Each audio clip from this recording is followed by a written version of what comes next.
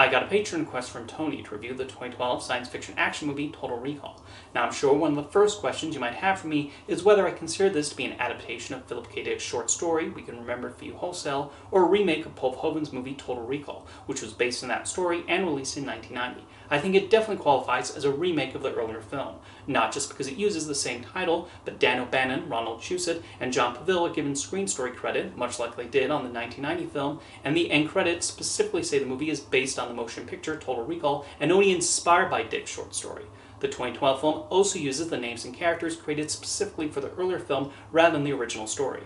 Now there are some changes made here and there, specifically the lack of Mars in this version. Mars played a major role in the original short story and especially the Verhoeven film, but it does not factor into Douglas Quaid's character here. Instead, we primarily stay on this futuristic Earth. Is the story at least exciting? Not really, and I found this Total Recall offered little in the way of interesting characters and intriguing ideas. It plays like a routine blockbuster with nothing differentiated from other sci-fi action movies of its ilk.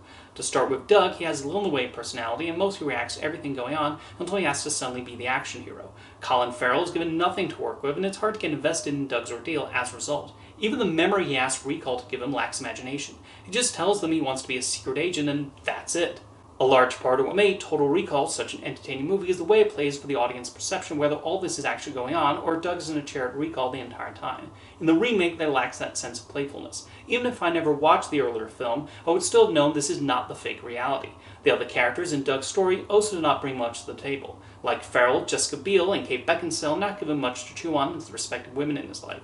Bryan Cranston plays the leader of this world and is primarily required to chew the scenery and act evil, but his character is nothing more than a standard ruthless leader. Even Bill Nighy struggles to bring much life to his resistance leader. The action sequences are nothing much to write home about, with the usual scenes of shooting guns and zipping through the city. And again, because I cared so little about the characters, I did not find myself much invested in these. It also did not help that a number of them, particularly the opening sequence, had a lot of flashing lights, which you've seen me talk about this before, I find to be incredibly distracting, rather than something that adds to the excitement. The depiction of the world borrows a lot from and appears to be paying homage to Blade Runner, right down to scenes of Doug walking down rainy streets with signs written in Chinese. There's also a bit of Minority Report in there. However, those were both based on Philip K. Dick stories, and Minority Report even started development as a Total Recall sequel. When Dick watched footage of Blade Runner before he died, he remarked the film captured exactly how he envisioned the future to look like in his stories. So Total Recall can be forgiven for looking like other Dick adaptations, since that is close to what he imagined, and the special effects artist did a solid job with depicting the city and the futuristic cars. There's the usual story of the authoritarian government and the resistance trying to stop them. However, the film does not delve that much into the politics of this, and it becomes a standard good guys versus bad guys story with little substance. I should probably mention there exists a director's cut of this film, which apparently adds extra scenes and changes some things, most notably that Ethan Hawke plays Doug before his mind was altered and given new memories. I don't know how much my opinion would be changed by watching the director's cut, but it's good that Sony allowed Len Wiseman to put together his preferred cut for the home video release.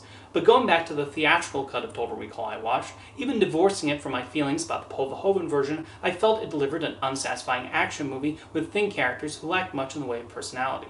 Now, a version of Total Recall that does not go to Mars and takes itself more seriously certainly has the potential to work. The execution here just resulted in something I found to be rather dull. It did get me thinking, considering some of these Philip K. Dick adaptations do depart from the original stories in certain ways. It would be interesting to see an anthology series that presents more faithful adaptations of We Can Remember For You Wholesale, to Android's Dream of Electric Sheep, and The Minority Report, as well as adaptations of stories that have not been filmed yet. Although yes, I am aware there was a series titled Philip K. Dick's Electric Dreams, so maybe do a continuation of that with these stories. Anyway, if you've watched the remake of Total Recall, let me know your thoughts in the comments, and thanks for the request, Tony.